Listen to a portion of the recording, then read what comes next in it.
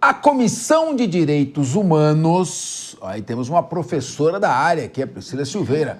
A Comissão de Direitos Humanos e Minorias da Câmara aprovou a convocação da ministra do Meio Ambiente, Marina Silva. Nossa! Para explicar sua participação em um ato indígena no Congresso Nacional.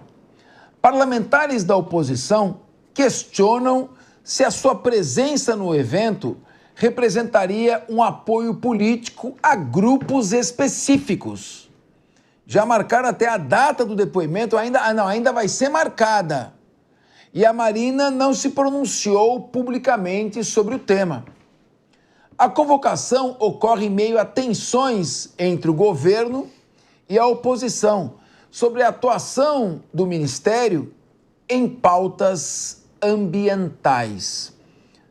Priscila Silveira, se ela for convidada, ela não precisa comparecer. Se ela for convocada, ela é obrigada a comparecer. Você esperava um pouco mais da Marina Silva, que até agora eu não vi nada de bom no meio ambiente até agora, além de queimada na Amazônia e no Pantanal, não foi ela que incendiou, mas também não tinha o projeto pronto para apagar o incêndio. O que você viu aí de bom aí até agora? Sim, a gente tem a figura da ministra Marina Silva como um nome, né, que representa a pauta mais ligada à esquerda, um centro-esquerda, digamos assim, relacionado ao meio ambiente. Então, quando a gente fala, eu realmente esperava, eu sempre falo isso, que eu esperava um pouco mais de uma ministra mais aguerrida. Eu não vejo, eu não posso dizer, porque eu não acompanho a pauta, mas eu não vejo ela nem mesmo vindo. Aliás, que é um fracasso desse governo, é realmente o Ministério das Comunicações. Ela parecia mais como oposição do que como ministra. Isso. Então, eu acho mais que ela... fácil criticar, né? Eu acho que ela tem deixado a desejar, no sentido até de falar com o público o que está sendo feito. Porque às vezes pode até estar sendo feito algo aí que a gente desconheça, que é o caso aqui, até você colocou, degradação da Amazônia, queimadas. A gente não vê a ministra falando sobre o que está sendo feito, quais são os projetos. Aliás, que o grande problema que a gente fala do meio ambiente, não só a causa, né, também aqui indígena, que é a pauta que você nos trouxe, é a questão preventiva. A gente não vê nada, pelo menos eu não vejo nada sendo falado, não chega até meu conhecimento o trabalho, né, que possivelmente o Ministério desenvolva com um caráter mais preventivo, porque o grande problema do meio ambiente é que a gente só passa a observar na medida em que ele é violado. Então, quando tem queimado, eu vou lá para apagar. Quando eu tenho enchente, eu vou lá para fazer. Quando, na verdade, o meio ambiente precisa de preceitos mais preventivos ou, na verdade, ainda mais preventivos, e eu vejo uma ministra, de fato, apagada. Eu não vejo nenhum problema na convocação dela para que se exponha, até porque talvez essa convocação seja, de fato, para que ela se explique ou para que explique quais são, né, as vertentes que estão sendo colocadas no enfrentamento aí às problemáticas das causas indígenas, Capês. Então, mas, Belucci, eu que não entendo. Não tem uma ministra, que é a Sônia Guajajara, que é ministra dos povos indígenas? Agora, o que uma ministra do meio ambiente, que tinha que estar tomando decisões pragmáticas, práticas, científicas, para a proteção do meio ambiente, para o combate à devastação da nossa fauna, da nossa flora, em vez de estar concentrada nisso, vai participar de protesto? Está protestando contra o quê? Contra ela própria, na verdade, então, né? Porque ela é a titular da pasta.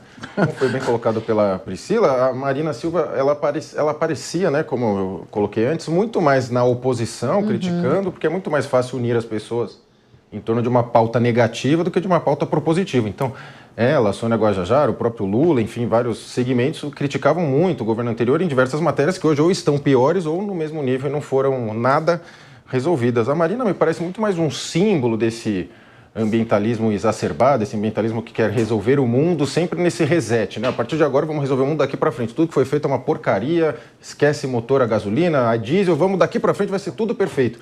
E a Marina faz parte disso, mas essas pessoas que têm essa mentalidade revolucionária sempre querem estar do lado de quem vai coordenar, não de quem vai obedecer esse novo regramento de novo mundo maravilhoso imposto. Então que a Marina vá lá, preste os esclarecimentos, vai ser bom até para ela, né? Que vai dar pauta para ela, ela vai poder fazer os seus recortes, que cada um, a pessoa fala uma coisa, né, não põe a resposta, põe só o recorte, parece que ela, né, deu uma humilhada ali nos deputados, nos senadores. Espero que ela vá e que esclareça, porque como eu coloquei, não faz sentido algum, ela participa de um ato do governo dela própria, então, assim, bastante confuso. E o tema dos indígenas bastante esquecido. Eles querem prosperar, querem trabalhar, querem empreender e não ficar ali num feudo para servir de grupo de exploração política pela Marina e tantos outros. Mas, Ellen Brown, acho que talvez você possa ajudar. O João Belutti matou a questão. Se no meio do protesto alguém grita, nós queremos a ministra do Meio Ambiente agora para dar satisfações, eu estou aqui. Explica, eu não consigo entender. Então, a gente precisa olhar para essa pauta, né, com um olhar do que está acontecendo em termos de articulação. A gente acabou de sair aqui de dois assuntos mostrando a fragilidade do Executivo Federal. E essa é mais uma pauta que entra nesse contexto de fragilidade do Executivo Federal. Se tem uma bancada que é bem articulada, que é politicamente ativa, que sabe operar, é a bancada do agro. E isso é mérito da bancada do agro, isso se construiu ao longo de anos, é um mérito deles, né? Então, quando a gente vê uma convocação da ministra do Meio Ambiente, que é uma ministra historicamente colocada numa polarização, num antagonismo ao agro no Brasil, você tem que entender o seguinte, que ela está sendo chamada no Congresso para testar o tamanho da Marina, né? Qual é o tamanho dessa Marina que ninguém ouviu falar ainda nesse governo? Essa Marina, ela está em que limites de atuação para os projetos que são, de fato, de nossos interesses. Então, assim, a gente não pode olhar o fato pelo fato em si, assim, esse é uma coisa. A gente está mirando no fato, na convocação da Marina, é o que ela quer dizer. E o que ela quer dizer é isso. Nós estamos chamando a Marina aqui para ver qual é o tamanho de atuação dessa ministra, que ninguém viu ainda nesse governo, e se ela está mandando tudo isso mesmo, ou se há espaço para a nossa negociação, nossa bancada do agro aqui, dentro desse contexto. Mas, Kriegner, o deputado federal Rodolfo Nogueira, que é do PL de Mato Grosso do Sul, é que redigiu esse documento pedindo que a ministra preste esclarecimentos. Mas eu estou perguntando para vocês, que eu não entendi. Quero esclarecer por que ela participou no acampamento Terra Livre com milhares de indígenas de diferentes etnias em Brasília no início de abril. Independente dela prestar esclarecimento ou não, eu queria entender o que ela foi fazer lá. Está protestando contra o Ministério do Meio Ambiente, o Ministério das Populações Indígenas, contra o governo federal, porque ela não é oposição. Não, e talvez ela precise ser lembrada disso. Mas essa convocação para mim, Capês, eu acho que na verdade é convocação para prova de vida. Como ninguém vê a Marina mais, eles estão falando, vamos ver se tá aqui, tá viva ainda ou não. O que aconteceu? Cadê a Marina? É ano de COP30, gente. O mundo inteiro, os chefes de Estado, as principais fundações, organizações que falam sobre o meio ambiente, a defesa da biodiversidade, que vão falar sobre desenvolvimento sustentável, acordos vão ser feitos ali, vão descer em Belém, lá no Pará, e a principal figura, entre aspas, a que deveria ser a principal porta-voz da agenda ambiental desse governo, não aparece, não fala, não se sabe. Na verdade, e aqui eu não quero defender a Marina não, mas aqui ela tem sido intencionalmente silenciada. Desde aquele episódio em que ela deu aval ali para a questão do IBAMA, que proibiu a extração, né, a exploração ali petróleo na Foz do Amazonas. No Foz do Amazonas, ali ela foi silenciada naquele momento. Foi um negócio assim que intencionalmente eles deixaram e falaram, olha, fica de escanteio. Ou seja, Marina, alguns anos atrás, quando foi tentada ser colocada de escanteio, ela se posicionou e disse, estou fora do governo Lula. E isso fez a Marina Silva se transformar num personagem gigante. Goste ou não, se respeitava por esse posicionamento coerente ao que ela defendia. Hoje ela está fazendo, na verdade fez o jogo contrário ao voltar para um governo que ela mesma criticou e revelou bastidores. Agora ela volta para esse governo e se cala diante dessa mesma postura, que é a mesma coisa que aconteceu lá atrás. É vergonhoso. Então, para mim, isso aí a gente está vendo, e a expectativa do papel do Brasil, infelizmente, na COP30, vai ser muito apequenado, justamente pela falta de protagonismo político e de liderança internacional deste governo e do papel da Marina Silva. Claro que as outras organizações vão ter mais voz. Eu quero só fazer um disclaimer. O Henrique trouxe um dado aqui que me lembrou... Fazer o quê? Um parênteses aqui. O Henrique trouxe um dado que me lembrou uma conversa que eu tive ontem com algumas figuras da bancada evangélica. E aí, eles estavam falando assim, cadê nós nesse governo? Né? É um governo que tem muita dificuldade de conversar com os cristãos e tal. Se há uma ministra terrivelmente evangélica nesse governo, estamos falando de Marina. questionável. E onde está ela? Não, ela é. Marina é. Você não que ela é cristã e evangélica nem. Mas não, terrivelmente eu diria não. É Marina. E onde está ela até para essa articulação? Não. Para essa dificuldade do governo de conversar com esse público, né? A gente não a vê fortemente no meio ambiente, que ela é um nome mundial reconhecido, gosto ou não do posicionamento dela, mas ela é um nome, mas não haver nem nessa pauta que é muito difícil e que muitos apostam, inclusive, que é o grande calcanhar de Aquiles desse governo. Pois é, mas é um nome mundial. Mas será que, Priscila Silveira, se o governo está tendo nomes mundiais com pouco trabalho efetivo, ou seja, por isso que está sobrando narrativa e faltando produção? Sim, aqui, como bem colocou todos, né, os meus colegas aqui da mesa, ela está meio que de escanteio, mas também não sei se ela foi escanteada ou se ela se colocou nessa posição mais passiva, viu, Capês? Agora... Ou se isso é ela, né? Ou se é ela também, não sei, mas não era. Priscila, mas espera lá, ela não era... Mas, Priscila, a Ellen colocou ano bem. Que vem, então, ano por que, eleição, se ela é um nome mundial, por que ela não sai? Por que ela está fazendo esse papel? Ou seja, aceitando. A ponto de aceitar participar de um protesto, que eu não sei contra quem que era feito, mas ministro não protesta, ministro trabalha. Então, é esse ponto que eu quero falar. Inclusive, Capês, eu pedi até a palavra para você para isso. Nesse pedido feito no requerimento, o deputado, né, que fez o requerimento, disse que nesse protesto que foi feito no acampamento Terra Livre, eles teriam feito ações antidemocráticas, porque eles tiveram, né, é esse pedido de explicações que ele está fazendo a ministra. Por quê? Porque foi usado até força de segurança, eles usaram efeito moral e spray de pimenta contra os indígenas, e porque eles tiveram que paralisar esses atos feitos pelos indígenas, porque haveria ali uma pretensa destruição, ele está dizendo que eles teriam feito atos democráticos e por que ela estaria, né, nesse acampamento como se ela também os tivesse feito. Então, o pedido de requerimento, num primeiro momento... Atos antidemocráticos dos quais ela poderia ter participado, em tese. Então, num primeiro momento, é para explicar sobre isso e, aproveitando que ela iria lá, estendendo as demais demandas que ela, segundo nós todos aqui somos, né, coniventes, na verdade consensuais, é de que ela está mais passiva nessas pautas que lhes diziam respeito. Mas, Bellucci, eu confesso que eu estava até com esperança. Quando eu vi no início de 2023, você estava comigo aqui no programa, aquele jogral de artistas, todos de mãos dadas, falando por sílabas, né? A Amazônia tem que ser salva. Eu achei até que... Mas passou para cá, eu não ouvi mais falar de Yanomami, mais de salvar a Amazônia. Piorou, né? Chá do Santo Daime com o Leonardo DiCaprio. O que você, como um liberal convicto, liberal no sentido da economia, né? Porque você é um conservador nos costumes.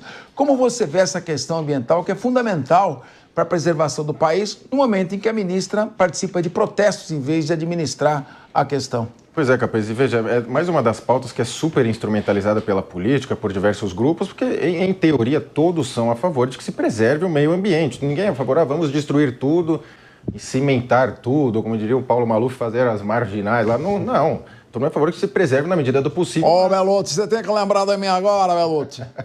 Mas ele fez as marginais lá, como é que é o metrô não, Minhocão? O Minhocão também fez aquela de Santana, esqueci, a rodoviária do Tietê, que ele sempre se orgulhava. Enfim, fez as obras, mas assim, né, foi bastante condenado, enfim, não estou o defendendo, só citando de exemplo. Mas todo mundo instrumentaliza essa pauta, mas ninguém quer destruir o meio ambiente, de fato, todos querem preservar. Agora, essa instrumentalização da pauta ambientalista acaba gerando um regramento enorme e esses burocratas utilizando em benefício. Muito se especula e se diz que a Marina acaba, de alguma forma ou de outra, atuando até em favor de grupos de interesse estrangeiros que atuam ali na Amazônia, que poderia se questionar que essa questão de falar de impedir a exploração com responsabilidade da Amazônia e de outros locais seria até uma forma de barrar a exploração pelo Brasil, enquanto grupos estrangeiros poderiam estar explorando, o que se questiona muito, que já teriam muitos grupos explorando, inclusive. Então o Brasil tem que sair na vanguarda, tomar a frente dos projetos e tocar ali a exploração com responsabilidade da Amazônia, do petróleo ali na foz do Rio Amazônia, enfim, todo esse tema. Agora, a Marina, se você falasse para a Marina, Marina, daqui 2 anos você vai estar encampando uma pauta que agora você é contra, sabia? Ela fala, não, imagina, que isso, eu não. Então, se você vê, quando a pessoa está na oposição, é a coisa mais fácil do mundo. Eu vou entrar lá e vou mudar tudo. Depois que entra, você fazer esse manejo de interesses é muito difícil, até porque quem manda efetivamente, os donos do poder, dificilmente são esses que a gente vê, né?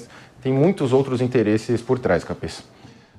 Lembrão, você está sempre bem informada. Você não é nem de direita, não é de esquerda, você é jornalista, você tem tua linha, tua posição, tua análise ali, você é analítica. No momento em que você vê deputado federal recusando convite para ser ministro das Comunicações, os partidos pegando o Ministério dos Esportes, Ministério de Portos e Aeroportos, 53 bilhões de emendas parlamentares, e mesmo assim fazendo tudo o que querem.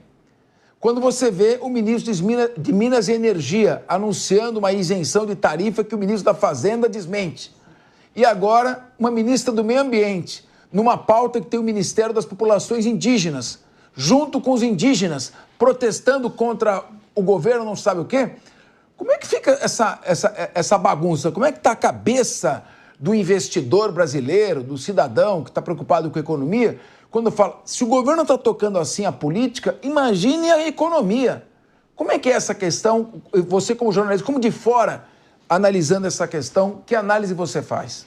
Olha, a análise que eu faço é a seguinte, é a que muita gente tem me narrado, né? E aí, quando eu falo assim, falo desde políticos, mas também mercado financeiro, né? Quem investe no Brasil está trazendo essa análise. A gente sabe que 2027, quem assumir vai pegar uma bomba muito difícil. Muito difícil. Serão 4 anos muito difíceis da economia para o Brasil. E é claro, isso faz com que você tenha um cenário muito complicado em relação ao governo atual. E não é, e aí é bom deixar bem claro, né? Porque o governo atual adora dizer, a Faria Lima odeia o Lula porque odeia pobre, porque não tem nada a ver com isso. Pelo contrário, tem uma coluna muito boa do professor Marcos Lisboa, acho que de julho do ano passado, que ele mostrava com dados exatamente o contrário. Quer dizer assim, a Bolsa só caiu, o dólar só disparou porque a Faria Lima tinha apostado a favor do governo. Se tivesse apostado contra, não teria se ferrado tanto, né? Então, assim, hoje, com a bagunça atual, com um governo que desde seu princípio foi gastador e, portanto, não é agora que vai conseguir fazer ajuste, né? Você vê uma animosidade em relação a esse tipo de governo, a esse governo que está extremamente bagunçado, sem conseguir... Você falou dos ministérios de portos, aeroportos. Aliás, esses partidos que estão lá assinaram o PR da anistia. Né? Tem gente que está lá no governo e assinou o PR de anistia. Gleisi Hoffmann, na semana, foi lá dar um puxão de orelha, dizer, pô, como que é assim, está na base do governo e está assinando. Então, assim, é um governo que está desgovernado no sentido de fazer coalizões, de fazer propostas e que, com isso, passa para fora, para quem está botando dinheiro, está emprestando dinheiro para esse governo, um clima muito ruim de descontrole, de animosidade e um interesse em mudanças, que é isso que a gente está vendo muito claramente. Um interesse de quem investe em que haja uma mudança de cenário.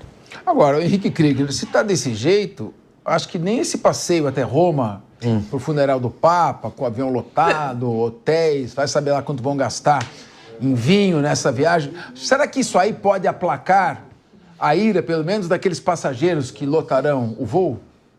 Acho que talvez dos passageiros, sim, que vai ser o pessoal ali do time, né? Mas do resto do país, não.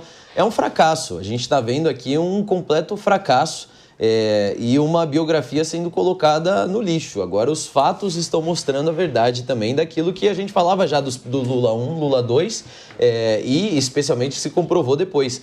Tudo que vem após o governo Lula é desastroso. O governo Lula sempre faz medidas de enxugar gelo, de extrema maquiagem, vende muito mais do que consegue entregar, promete muito mais do que consegue realmente fazer, e aí a conta uma hora chega. E nunca chega para ele, porque a maneira como ele faz isso é para deixar a conta para depois. 2026, como a Ellen colocou aqui, quem for eleito vai pegar uma bomba para pagar, então tem que ser alguém extremamente competente. Agora, a gente já viveu esse cenário antes. Quem pegou a bomba foi a Dilma, só que aí a Dilma pegou a bomba e antes que a bomba explodisse, ela conseguiu piorar a bomba. Acho que ela pôs mais dinamite ali na bomba e fez pólvora, sei lá, e a bomba ficou ainda pior, ou seja, ficou ruim até pro time deles. agora essa mesma conta vai chegar para o nosso país. Isso é triste.